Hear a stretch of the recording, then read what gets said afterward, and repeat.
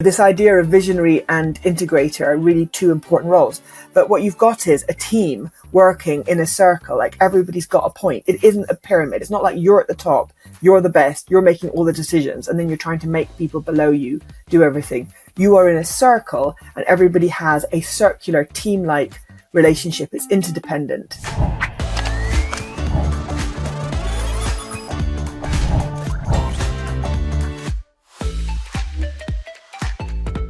Hello and welcome to the Gross Profit Podcast. My name is James Kennedy. I'm the CEO and co-founder at procurementexpress.com. We take the hassle out of managing your company spend with magical features, but we're not going to talk about that today. Instead, I've invited along someone I've admired and been in contact with for a number of years now, runs a SaaS business based out of the UK, spends a lot of time giving thought leadership on a range of different areas, everything from leadership to running a company, being profitable. And it's the last topic which I've invited Bridget along to speak with us today about profitability, running a profitable business, something that is suddenly fashionable again in early 2024, given the SaaS chaos that's happening in the market. So Bridget, thanks a million for coming along. I'm very excited to chat to you. Maybe you could just introduce yourself a little bit and give us a bit of your background before we get into leadership and profitability. Thanks very much, James. Thank you for inviting me. So as you said, I run a company called You Can Book Me. We do online scheduling. So we are a scheduling tool managing people's appointments online, the book a demo, sales teams, customer success teams, any kind of customer or client that needs to book time with you could use a tool like You Can Book Me.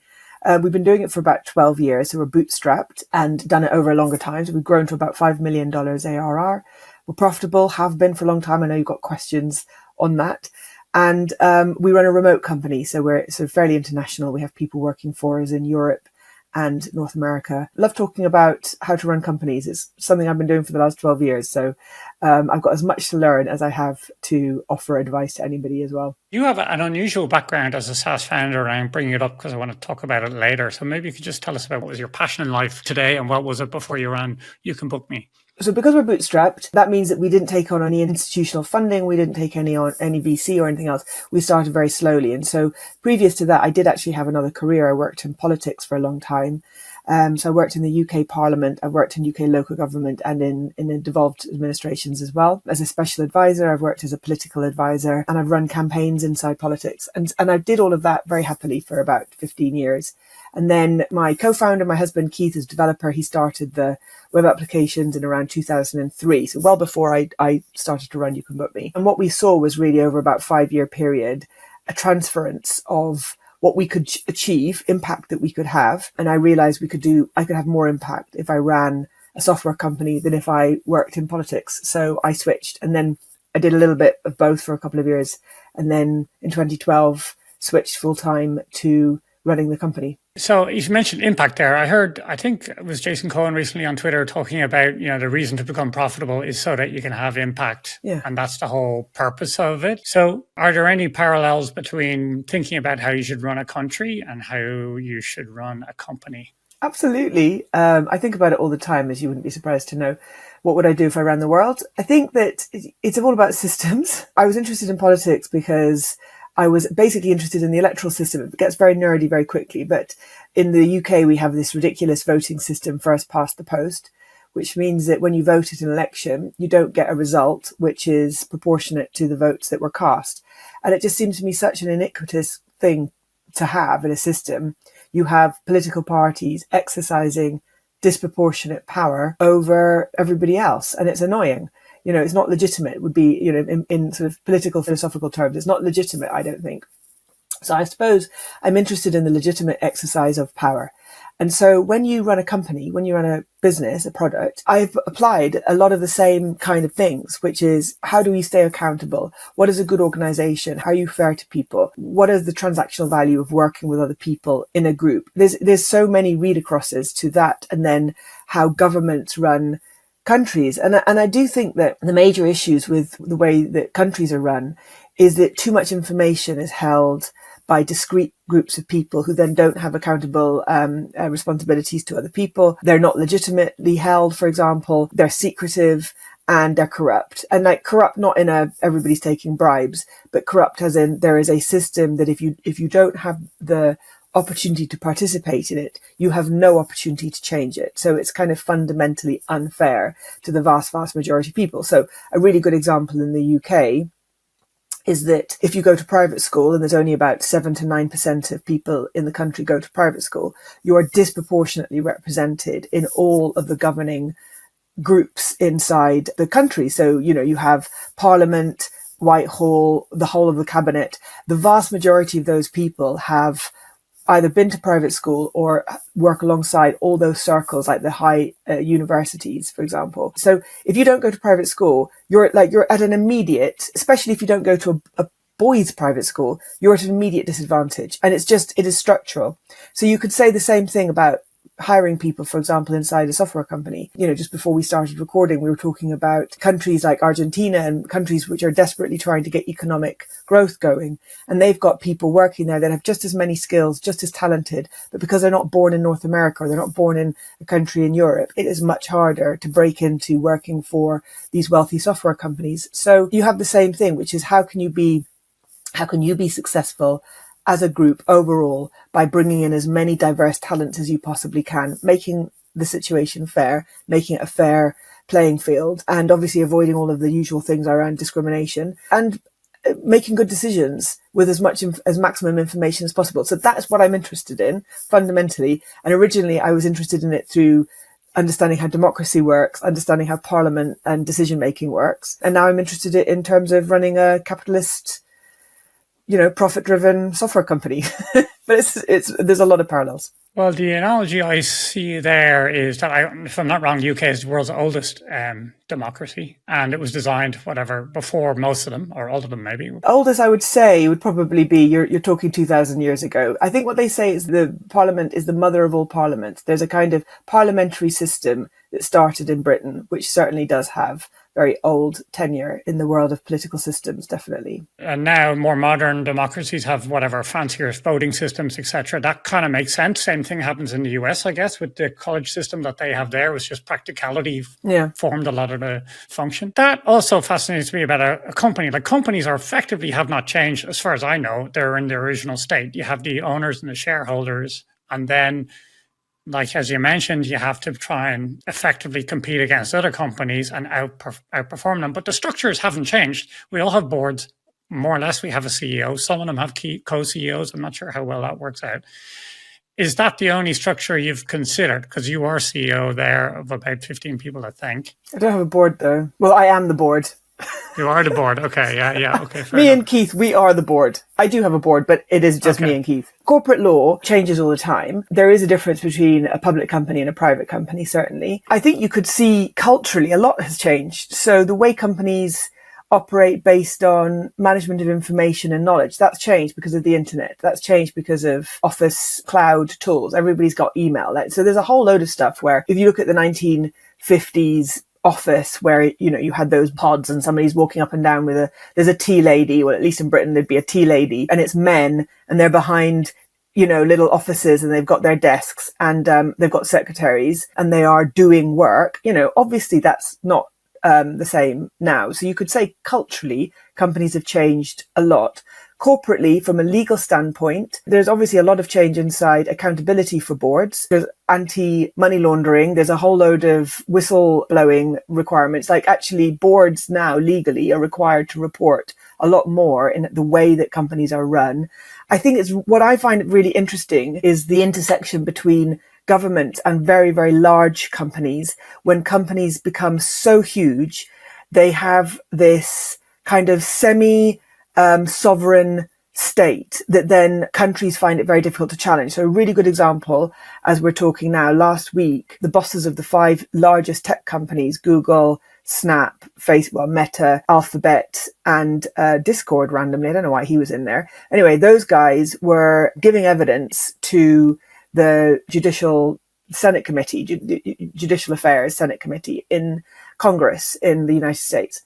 And it's absolutely fascinating because these 5 people together represent trillions of value for the world, not just North America or the USA, but the world, trillions of dollars of enterprise value for their companies, but then also for all of the business ecosystems that rely on those distribution channels, because it's all about advertising. We're all spending thousands of pounds on advertising on those channels. Social and political organization happens on those channels. So we're having a national conversation via Facebook and Twitter and Google. We are publishing all of our information on websites that are being distributed by Google and those other companies.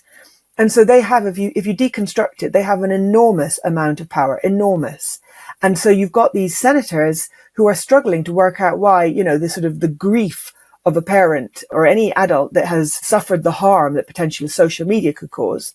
They're desperately trying to work out how, as policymakers, how as politicians can we say to a parent, we're going to change the law, or we're going to represent you because you voted for us in a political system, in a legitimate democratic system. You voted for us. We can see, just like you don't want to die of food poisoning in a restaurant, and we can pass a law to stop restaurants from being unclean and poisoning food.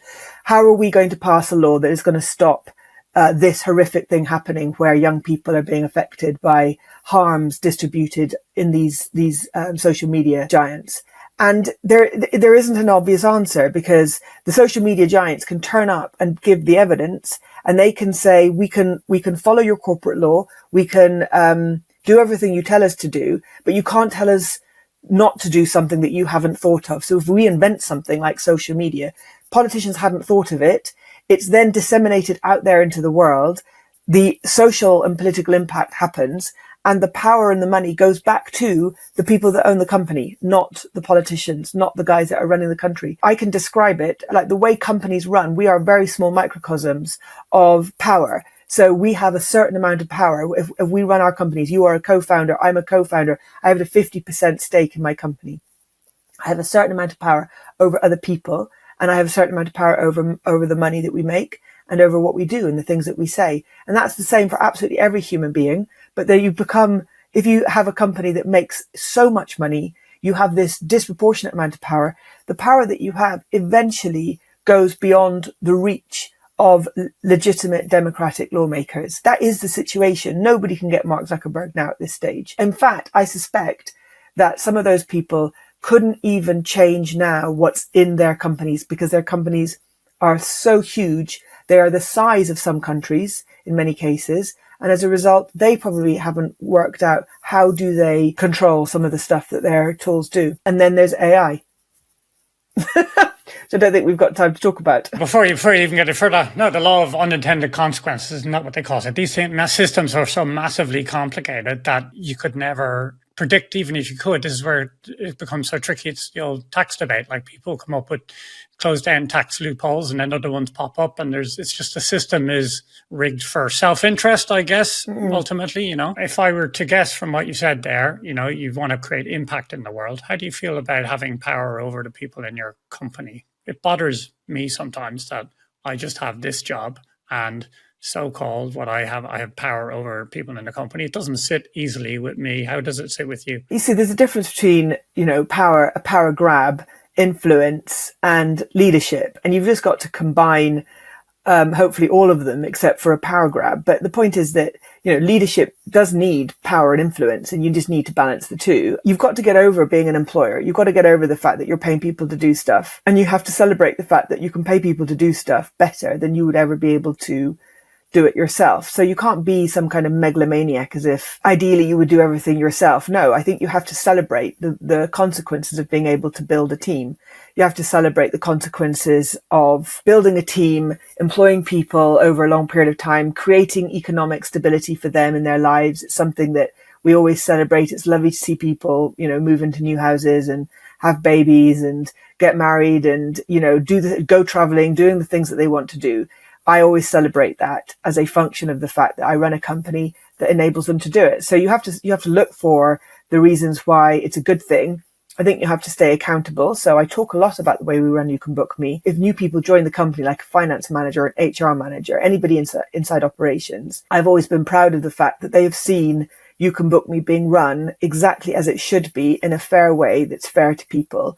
rather than you can't be a mini dictator. You can't just run your own personal life through your business. So my personal finances, my personal operations are always separate from my business operations. And I think that's a good way of thinking of it, that I'm an employee of You Can Book Me. I work for You Can Book Me. It's my job.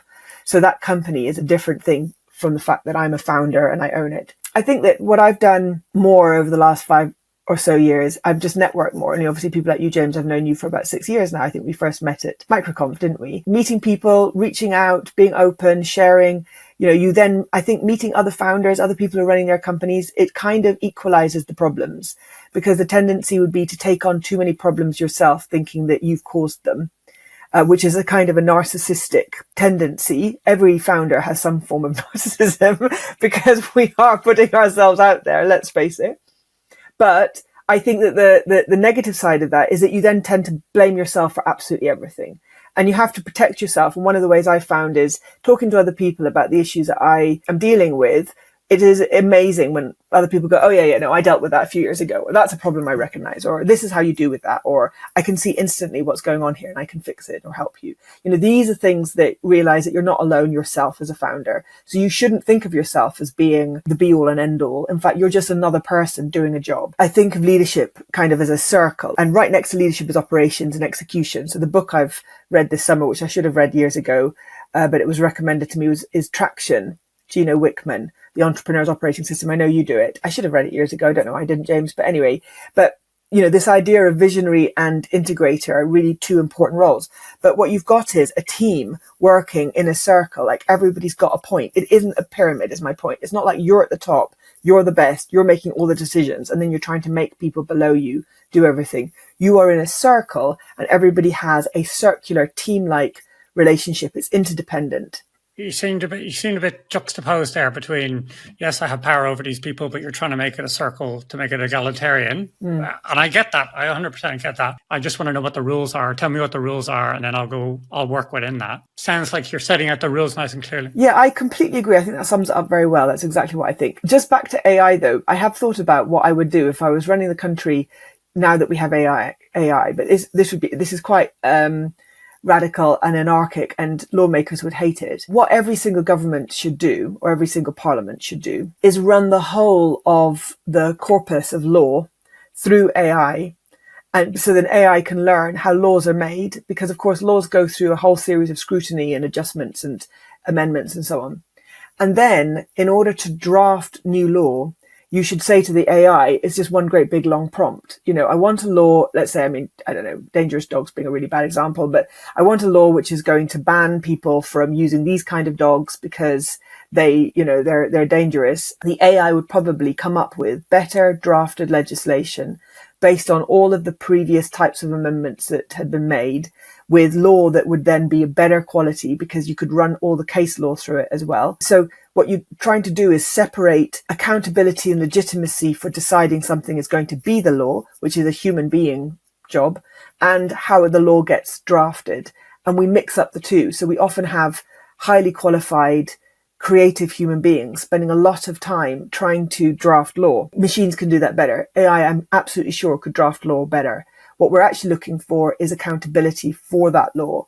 And my personal view is that we need to do more random selection in our representatives. So we need to grab people, a bit like jury selections. We should create more juries, citizen juries, one way or another, into our decision making. And what you have is this pushback from the very people who control the machine to say, oh, no, you need us because we are expert, because we understand, because we have wisdom.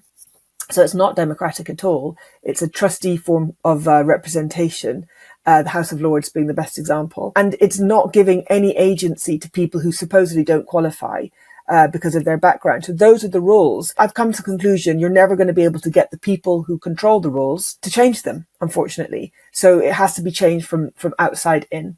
I think in Ireland we have a citizens' assembly, which is some version of that. On AI, this morning, as we were prepping for this interview, I was prepping this morning, and I spent about 20 minutes prepping, not that long. And then I just thought I'd ask GPT, hey, what should I ask Bridget Harris, CEO of You Can Book Me? And it pushed out a load of questions that are way better than the ones I was working on, which was Annoying and equal part annoying. I guess maybe I should have just started with that, but there you go. You should ask ChatGPT what would Bridget Harris answer, and then we could get AI just to do the entire interview, and then we're done. Then we could go for a drink. 10:15 here in the morning, but I'm Irish, so I can do that anytime you want. The structure that we're given is that companies, their purpose, a lot of people say, is to create profit, not necessarily impact. Do you agree with that? And is profit over enterprise value your target? You can book me, or maybe not, tell me. Well, I think we need to break down some of those assumptions or terms. So, of course, there is in publicly owned companies a responsibility to create value for shareholders. That's a famous thing, often seen as being a very destructive motivation inside companies, because it's not just what they want to do. What they're saying is we have to do this because our obligation is for the co-owners of the company, i.e. the shareholders, to get a dividend one way or another, or for the value of their shares to go up. We have to do something which is going to serve the people that own the company. And I can see why that's problematic, because what you're saying is the customers, the people giving the money in the first place to the product or service of the company, are secondary to the beneficiaries. So you can see that there is there's a mismatch there, because then if you take any of those public companies and you look at their marketing content, they're not there saying, we're here to take money from you for us. We're here to give your money to our friends. They're never saying that. They're saying, we love customers. We put customers first. We think customers are great. Please give us your money. And then in a different room, they say, oh, by the way, we have a legal obligation to promote the interests of the shareholders, not the customers. So there's a little bit of contradiction there. There's basically a bit of BS going on one way or another. It's also problematic because creating profit also creates taxes and obligations. And often, so you get, a company like Amazon who didn't create profit for a very, very long time. And I think, and I don't know, I mean, I'm absolutely happy to be corrected here, but my assumption is, because Jeff Bezos used to talk about it all the time, that Amazon never created a profit, that it was just to avoid paying corporation taxes. Or famously in Ireland, all of the tech companies have come to Ireland because of the incredibly low income tax for companies. So they've established themselves in Ireland because they're paying a fraction of the rates. So there's a kind of corporate interest to not pay taxes to government, but that's not the same thing as companies not creating value for either customers or employees. So you could say that there were thousands of people that benefited from having a good job at Amazon. I know this is not necessarily for everybody. There's obviously controversies about warehouse workers and so on. But for the executives in Amazon's headquarters over the many, many years, everybody's got a good wage from Amazon. Everybody's got healthcare from Amazon. And then we've all bought loads of stuff from Amazon. There's been loads of buyers and sellers on Amazon Marketplace. There's been a lot of commerce that has happened on Amazon. So it's too simplistic to say, oh, he hasn't made any profit, therefore somehow he's running the company into the ground. He's actually created billions of dollars of enterprise value that has then gone straight back into the experience of employees and customers. He hasn't created a profit for governments to take a slice of it through taxation, or for there to be a profit that is then just going to be paid out to shareholders as a dividend. He's obviously supplied enterprise value through the share price value as opposed to the dividend. So it's a bit of a more of a nuanced argument about what should companies do. I think it's possible for companies to make too much profit, make too much money, and not reinvest it back into the value of the service or the goods that they are selling. And so by that, I mean, you can essentially run some kind of scam operation. I mean, the worst example would be of a spectrum where you're taking lots of money from somebody and you're not giving them the service back. So it's 100% profit because you're not spending any of it. Apple have got like billions and billions and billions of dollars in the bank, in cash. I mean, they've got like $500 billion of cash in the bank. It just feels like an extraordinarily large amount of money. That's a cash mountain. And that I would wonder, what is that for? What's happening there? Because you're creating that for what? A generational industrial strategy inside Apple or something. So I think that you can make too much money through profit. You can pay your taxes. And then what are you going to do with that profit? Because money itself doesn't have any actual philosophical or existential value. I'm not trying to think of the right word. It doesn't mean anything. It is whatever we say it's for that has the meaning. This money is for something. Otherwise, it's just a number.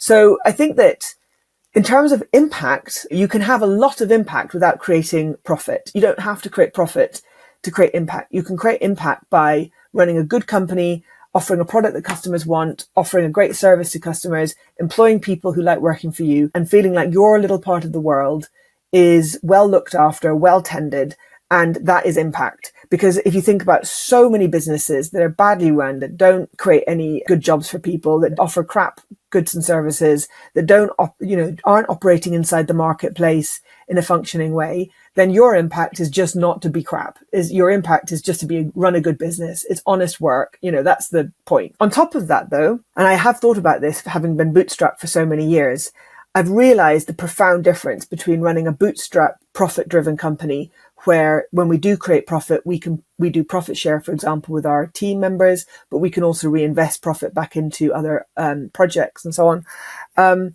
That creates a wider impact that's still very much within our control, versus being motivated by growth as opposed to profit. So we would have taken all of our profit, and you can book me, and just spent it all on growth for the equivalent effect. You could have got a much, much bigger company, but then what you're really looking for is to get money back through the value of your shares. So some kind of exit. So if you're doing that, the value of your shares really, really matters. So if you got let's say, just for the sake of the maths, a $1 million company, and you want to sell your company for $10 million, then you're making $9 million. It's an amazing amount of money to make, but your $1 million company needs to be worth that. You can't sit there and go, well, I want to essentially just drive forward entirely all about profit and not be able to achieve my goal of growth. Amazon, for example, you had the example you had there. They're trying to grow the value of their shares, not necessarily cash flow, right? Yeah. In the early years. So if I invested at $1 a share, really Bezos was trying to get his share to $10 so I can get a return. So his motivation there is driven by investors, exactly like you've said. There's a contrast between that. Seems like the incentives are totally set up wrong. And yet, if you were to ask any, let's say, as Milei, the Argentinian president might say, a collectivist group, let's say a government, to set up something like Amazon, which delivers insane value, definitely a good portion of it to my doorstep, at least almost daily at this stage, it just couldn't be done. So there's some sort of contrast, even though between logically the incentives are set up incorrectly for societal benefit, you might say. Yeah. But then Amazon, it's hard to imagine a single business that's created as much impact. I suppose if you're the local store that's been put out of business, you might have a different view on that. Yeah. But net, I feel like the world is better with Amazon than without it. I think that's where corporate law does come in. I think that's where anti-competition, sort of monopoly laws come in. And I think that's where governments are really struggling in the world of technology, where technology is advancing faster. Their brains literally cannot keep up with the potential and the possibility of all of the changes. But I completely agree with you. I mean, I think it's self-evident that the old collectivist models of economic transactional value, so that governments were controlling supply, basically, and demand was being suppressed to a point where supply was only being given out in an egalitarian or equal way, where the demand was being controlled and defined in advance. So there's no independent demand and no independent supply. Now that is going to suppress a capitalist marketplace model. And, even China, I think, understands, even if China still operates an incredibly dictatorial regime and in many ways very collectivist in the way it handles things, it is selling in a capitalist market. It is benefiting directly from capitalism. There's no doubt about that. That's where Russia has really, really struggled recently, because the whole world has said that they've stopped buying. There's no government in the world that can keep controlling supply and demand in a collectivist way and try to ignore capitalism. I mean, it's out there, it's working. Well, I should actually reference two other podcasts I've done that are relevant to this stage, or I'm not doing my job, which is if you're interested in using Ireland to reduce your tax base, I interviewed Eamon O'Sullivan, who's an accountant based here in Ireland, and corporate tax structures is something that he helps foreign customers with. Interesting.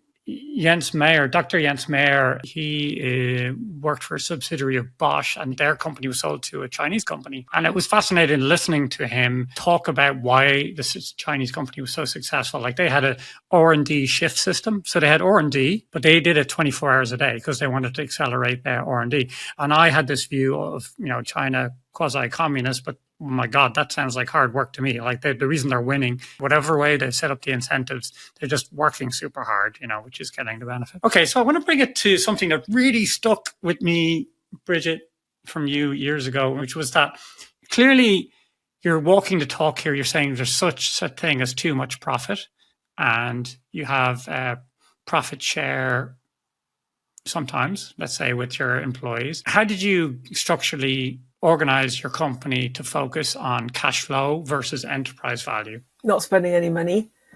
Just really simple. Actually, I'm glad you've asked that question, because in the questions you sent me, the question was, what did I read in the first, like the business hero, like what did I do in the first place to prioritize profit? And I was thinking about that, and there wasn't anything I read or did about profit. It was about cash flow. So I think that when you are starting a business, you just have to take care of cash flow. It's about the amount of money that you have on your bank.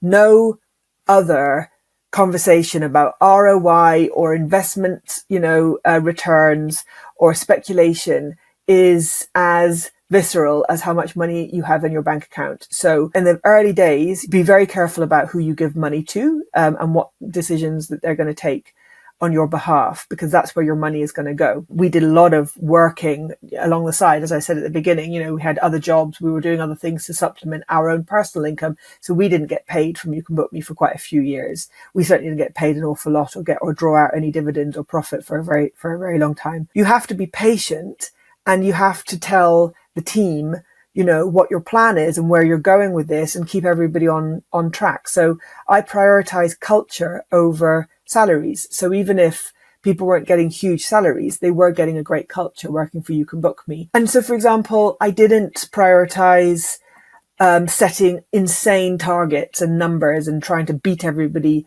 through OKRs every week. When you're thinking, well, actually, this is quite a fragile business, and we're bootstrapped, and we don't know, we're having to take care of every single customer. It's a very emotional way to start off. At the beginning, I toned down some of the business-driven, profit-driven, money-driven things. I kept that on my side of the plate. And what the team knew about was that we were building scheduling software. We had these customers coming in, and it was all really exciting, and we had a great culture, and we were building up new things in the way that people were doing their jobs that they hadn't done before, like working remotely.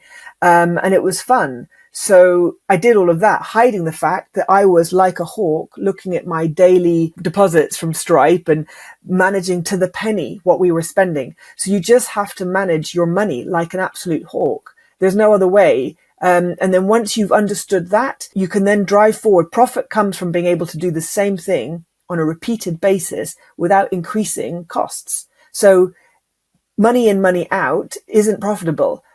Money in, and then 10 times of output out as a result is profit. So it sounds like you took a bit of a Wizard of Oz approach there, which is you took on a lot of that financial management, and everyone just focuses on their job and your culture, actually, so you don't bring the money into the wider focus for the team, and they just focus on the culture that you wanted to build. I want to finish up with my favorite question, which is who's your business hero? Because I'm a narcissist, I don't have any heroes. However, but also like business heroes, it's problematic because every business hero, when they become very successful, they've always got skeletons in the cupboard. They're always flawed one way or another. But I think it's like, who do I admire? Like, who are the people that I find inspiring? So people like Richard Branson, people like Oprah Winfrey, it's the tenacity of being incredibly successful in what you do, even when you've had knockbacks, even when people have told you, that you're never going to amount to anything. And then, how many ever times did Richard Branson get bankrupted and he's still around? The kind of story that Oprah Winfrey has is just so inspiring. And then other leaders, other people like, Nelson Mandela, people who've just kept going. And I think that what I find really inspiring are stories of tenacity and resilience, and people who just believe in themselves. Because obviously I'm joking, don't think I'm actually a narcissist, but you have to have a certain level of self-confidence, of cockiness, but you have to have belief you can do it. And so I enjoy reading stories of people who have believed in themselves. They appear to be kind of quite nice people. So I'd like to meet them. I'd like to meet Richard Branson. I'd like to meet Oprah Winfrey. Well, no one can disagree with that. Richard Branson comes up more than once, and I think it's the lifestyle. He has such a rock star lifestyle. Seems to be having such fun. Yeah. You know, it seems like he has no care in the world. Like he's doing all these amazing things, and he's doing it with a smile on his face. Yeah. It looks good to me. Bridget, you're a star. I could literally listen to you all day long. Thanks a million for coming along today. How can people reach out to you, or where should they follow more of your output? Definitely, the only real place I'm on is LinkedIn. Bridget Harris is on LinkedIn. It's the LinkedIn URL with Bridget Harris and quite easy to find. And my DMs are open, so I'd love to get any feedback from people listening to the podcast. Thanks so much for having me on. This was a fascinating discussion. If you would like more discussions like this, maybe mixing in, I hate to say the word politics, but mixing in wider topics from society into how it applies to business, I'd love to hear your suggestions. You can email me, james.kennedy@procurementexpress.com, and we'll see you in the next one.